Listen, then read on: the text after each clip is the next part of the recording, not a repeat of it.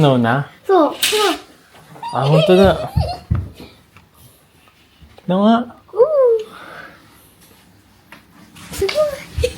Oh, bukas marami yan. ほら、見て。ほら。すごい。 Ang kapal na agad, oh. ね。すごい。ね、見てママ、雪降ってる。 First snow of the year. Wow! Daming bulak.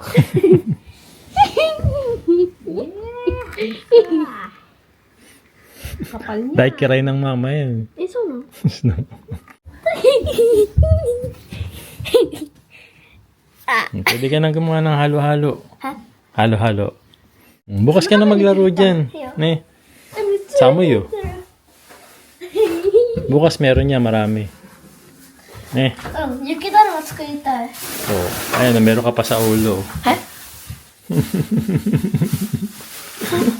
Ayan, time check po, 9 a.m. Silipin natin yung labas. After mag-snow kahapon, ito po yung itsura niya. Ayan, usually sa mga bato kasi, natutunaw agad ang mga snow. Pero pagdating sa mga dahon or palayan, ganito po yung itsura niya. Ay! Dahil pasukan na naman ng mga bata, bumili na kami ng mga kailangan nila sa school mula sa PE uniform hanggang sa school hat. 忘れ物ない。いや、歩いて。 Ingat ha! Yun ang tanto mama wa aroy tayo na Ingat! え、これよ。 Gambate! あ、バイバイ。 Gambate! Ingat kayo. バイバイ。 Ayan, pasok na sila yun at siyang. Maglalakad lang si Yuna sa si Mama Aya papunta sa school. Para makabisado ni Yuna at yung way papunta ron. Si Aya ang maghahatid kay Yuna, habang ako naman ang sasama kay AG sa pagpasok niya sa school. Dahil first time nila dito, kailangan muna namin silang samahan para masanay at maging kampante sa bago nilang environment. Pagkahatid nga namin sa mga bata ay biglang dating naman ng company ng Wi-Fi. Parehas lang din po ng company ng Wi-Fi yung ginamit namin sa apartment dati at nagagamitin namin dito sa bagong bahay. Tumawag lang kami sa kanila at sinabing lilipat na nga kami dito at ayun, nandito na sila ngayon para bigyan kami ng Wi-Fi connection. Medyo tayhin din pala yung pagkakabit ng wifi, no? Hindi lang basta-basta ikakabit lang kasi kailangan ng yung mag-aanay sa medyo magiging ojama kasi or Harang sa makakaharang sila doon sa kalsada. kalsada. So merong di ba yung mga ano yun, yung mga parang Traffic ano. yung traffic enforcer parang gano'n. Pero hindi naman sila traffic enforcer. Pero nag-guide sa mga tumatawid, yun. Para safe pa rin, no? So si Yuna sa si AG nakauwi na nga po dito sa bahay. And ayan, marami kasi nagtatanong sa atin ito. Marami akong na-receive na mga comments. So isa-isa nating sagutin to. Makipagkwentuhan muna ako sa inyo, no? Habang nagpapahinga rin ako. Ayan. So isa sa pinakamaraming question kasi and comments na na-receive ko is yung about sa school ng mga bata, ng mga anak po namin. Ni AG sa ni Yuna. Ito yung mga tanong nila. New school for the kids. Are your kids transferring schools? Paano yung school ng dalawang kids? How about the kids' school? Will they have to transfer to different schools? Marami ako na-receive na tanong na ganito. Isa naman yun talaga sa mga kinonsider ko talaga rin. Sabi ko nga sa inyo po na if ever nalilipat kami ng bahay, sisiguraduhin namin na okay din yung school ng mga bata, no? Yun nga, dahil nga po, yung nilipatan namin ay ibang prefecture na kailangan na rin nilang lumipat po ng school. Bago rin po talaga kami pumunta o lumipat dito sa ibang prefecture po, chinek din muna namin yung possible na school na papasukan din nila. Ayan. Madaling salita nga po is, lilipat na talaga sila ng school. Bago naman sila pumasok, sabi nila excited din sila. Wala naman silang kabang nararamdaman. Nung pag-uwi nila, nakita namin na mukhang okay naman yung naging resulta nung unang araw nila. Lalo na si Yuna Chang kasi meron siyang na-receive na mga letters mula sa mga classmates niya. Ayan. Binasa sa akin ni Aya kanina na parang Sumulat yung ilan sa mga classmate niya sa kanya. Ang nakasulat doon is parang nagpakilala lang, then sinabi lang niya nung bata na yun kung ano yung hobby niya. And sabi doon sa letter na yun na parang kung may mga katanungan ka o may gusto kang malaman, lapitan mo lang ako. Ayan, pwede mo akong maging kaibigan. Ayun sabi nung bata doon sa letter. Nakakatuwa lang na iba na talaga rin yung mindset din ng mga bata ngayon dito, no? And nakakatuwa na ayun, naging okay yung school, first day school nila, no? Especially si Yuna Chang. May nagtanong din kung if ever na lumipat ng ibang school si EG sa si Yuna Chang, gaano daw kalayo yung school na yun. O sa ngayon po, masabi ko na mas malapit po yung school na pinapasukan nila ngayon compared dun sa dating school nila. Kaya, ayan, dahil nga grade 3 na rin si Yuna Chang, and ayan, possible next week, mag-try na rin siyang maglakad. And ang maganda ron, meron siya mga kasabay kasi mula rito malapit sa amin, may mga kasabay siya mga bata rin na papasok din sa school. Ayan. Tapos si Kuya AG naman, sobrang lapit na lang din ng school niya. So dati kasi parang nasa 25 minutes jet. Pero ngayong school niya rito, parang nasa 12 minutes walk na lang. Ganon. Ayan, sagutin ko lang din yung ilan sa mga question na na-receive natin. Kasi ang dami natin na-receive dun sa mga last video natin na hindi ko nasagot po agad, no? Ayan, may nagtanong, sabi niya, JP, hindi uso akyat bahay dyan, ano? Sabi niya. Parang wala pa naman din ako nababalitaan ng akyat bahay dito sa Japan, no? Siguro may mga nangyari na rito, hindi ko lang nabalitaan or sa ibang prefecture o ibang lugar. Ayan, etong tanong, nakakasad but on a good side naman since it's for the better. Namimiss ko yung vlog ng mga ayuda ni Oya Sang. Do you happen to say goodbye to her? Sana may last appearance siya sa vlog and looking forward kay mother mo na makita na ang new house. Yes, nakapagpaalam naman po kami kahit na hindi naman talaga din kailangan kasi nakadirekta kami sa agency dun sa apartment na yun. Pero since malapit lang naman ang bahay ni Oya Sang and lagi din naman siyang pupunta dun sa amin, ayan. So talagang sumadya kami sa bahay niya para magpaalam. And pasensya na kayo at di na rin natin siya na videohan kasi medyo nakakahiya din, no? And about ito naman dun sa nangyari dun sa moving service, yung tumulong sa amin maglipat ng malalaking gamit dito mula Ashikaga hanggang dito sa bahay namin. Ayan. Did you give tip for the forwarders or no need in Japan? Actually, hindi po kami nagbigay ng tip kasi unang-una hindi po talaga nakagawian dito yung pagbibigay ng tip. And para sa mga Japanese kasi sa nabasa ko lang ang pagbibigay kasi ng tip parang medyo kabastusan sa kanila kasi para sa kanila yung trabaho nila is talagang trabaho talaga and hindi kailangan mag-tip ng mga customer. So ginagawa nila yung trabaho nila dahil yun yung trabaho nila. Ayan, may nagtanong, sabi niya, Sir JP, yan po bang napili niyong bahay ay isa sa mga bahay na tinignan niyo dati nung di pa kayo nag-work sa Entras?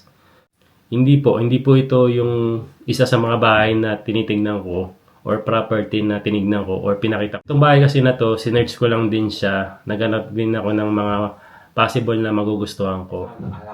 Je, kamusta yung school mo? Okay po. Ba't napapangiti ka? Honor po, parang iba po siya kasi.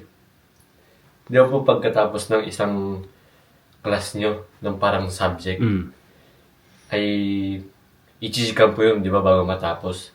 Tapos, pagkatapos nun, meron kayong QK go home para pumunta sa toilet. Ay, ano po, kala po ganun yung ano dun. Tapos pumunta, pagkatapos po ng subject dun, ay pumunta po ang toilet. Tapos yung mga iba nakaupo na. Wala talagang gopong toilet? Wala po. So, sa first day mo, parang nahiya ka kasi hindi mo alam yung nila. Na wala palang gopong toilet. Anong dinner natin ngayon?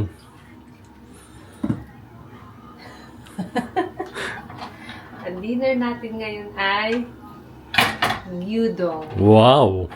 So, Japanese food tayo ngayon Ano yung nilalagay mo? Siyempre, pacham sa ingredients. Oh. Kasi gano'n naman pagluluto di ba? Oo. Sa'yo naman kung gusto mo maalat, matamis. Yes. Ano na yung mga nilagay mo rito? my love. Ayun lang. Tubig, toyo, ano na ba? Nasa na ba ako? Anong page na ako? Mirin. Pakita mo yung mirin sa kanila. Ayan yung mirin. Main ingredients ng mga lutuing, alam mo yun? Japan dish. Yes, mirin, may sake, may shoyu. Asa yung sake? Sake, correct. Hindi ko to gagamitin ngayon. Hindi na siya kailangan sa gyudong. May naglalagay. Magkakadkad tayo ng kalyo. Kalyo. Bakit kalyo? Luya. Luya pala. Luya. Okay. Luya tayo dyan. Ay ko. Actually, huwag nyo na itanong kung anong ingredients kasi may Google naman. Ako hindi ko din alam, ginugoogle ko. Ito, kaka-google ko lang kasi nakalimutan ko na. Nakakalimutan natin eh. Makakalimutin tayo. Usually naman talaga gano'n naman pag nagluluto tumitingin na sa YouTube, sa Google. Siguro ang hindi ko na rin tinitingnan sinigang na baboy kasi yun ang malimit nating lutuin. Malimit o madalas? Madalas pala. Ano ba yung limit sa madalas? Limitado. Parang ganon? konti lang, oo. Ganun pala yung ibig sabihin nun. Ano kaya pala limit? Malimit. Okay, ngayon ko lang nalaman. Tama ba ako? Malimit, no? Para kasing sa amin, ewan ko.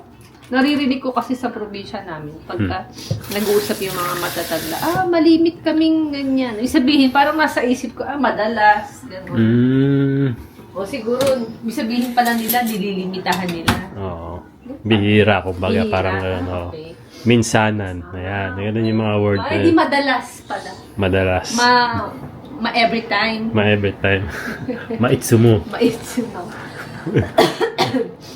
Ayan, so, lagyan natin ng brown sugar. Ay, wala palang apoy! Nako. Sabi ko, bakit hindi kumukulo? Wala palang apoy. Yun pala huwag natin kakalimutan pag nagluluto tayo, apoy. Oo, kasi baka maluto no? Ayan, nakabili si Ayan nitong Beef. beef. Ayan, beef. Karne ng beef yan. Ginagamit yan sa mga shabu-shabu. 20% discount. Diba? From 800 or 900 to naging 721 na lang. Masarap ata yan, Mal. Maraming sibuyas. Ano? Oh, marami tayong sibuyas. Yan, damihan mo yung sibuyas. Ilan ba? Dalawa? Isa lang okay na. Yan. Kasya na ba at isa? saka dashi. Dashi. Nilalagyan pala ng dashi yan. Yes. Yung dashi nilalagay din sa miso soup. Oo. Lagi nga may dashi ang lutong Japan dish. Yes. 何作ってるん？牛丼ゆなちゃんの好きな牛丼食べるん？食べる Gyudon. 食べるん今日。うん。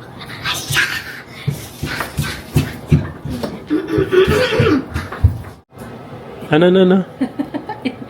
Talab? Matalab? Oo. Ang alin? Matalab ba ang tawag doon? Sa kutsilyo? Oo.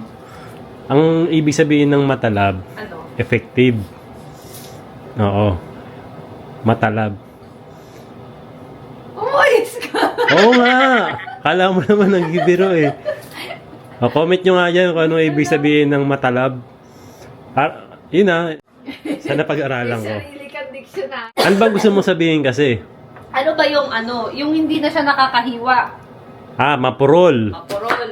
Mapurol na. Mapurol, di ba pagka mahina ka sa klase, mapurol? Mapurol ang utak, ganon. Oo. Ganon din yun. Matalab, di ba? Hindi Matalim. Matalim naman yung matulis, parang ganon. Hindi nga matalab. Matalab. Matalab is effective. Ganon. Mm. Malaki akong mali ang aking mga Ilang years mo nang ginagamit yun Wala man lang nagko-correct sa akin. Dati nga doon, nung maliit pa ako, sabi ni Mama, ang tawag ko sa t-shirt. T-shirt. T-shirt? T-shirt. T-shirt? Pinagsawang t-shirt saka short? So, ang ginawa ko kasi, yung sauce natin, balance, syempre. Pag okay na, nasa sa inyo naman yung kung gusto nyo maalat-alat o manamis-namis. Yan, so okay na. Para sa akin, okay na yung sauce natin. So, lalagay na natin si beef or si gyudon. Yan. Spread all over the body. All over. So, ano natin? Takpan muna natin. Ano? Ayun, napansin ko, nung nilalagay ko yung mga nating condiments dito sa baba. Halika, tignan mo. Kumawa ka dito. Dito. Ay, parang... Dito, yan o. Ayo. May laman. May mga parang butas na rito. Oo. Ano? Diba? Ang Tapos lamig. mula sa ilalim, parang may hangin, no? Galing sa labas. Galing sa labas. Malakas pa yung hangin niya. Ang lamig, ano? Mm-mm. Parang pwede pala Natural, siyang... ano? Natural, ano? Natural ref. Natural rep. Lagyan natin next ay sibuyas.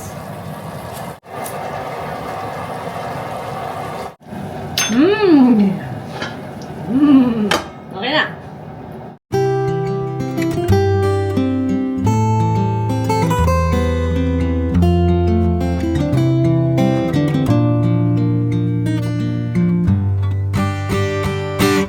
Na na na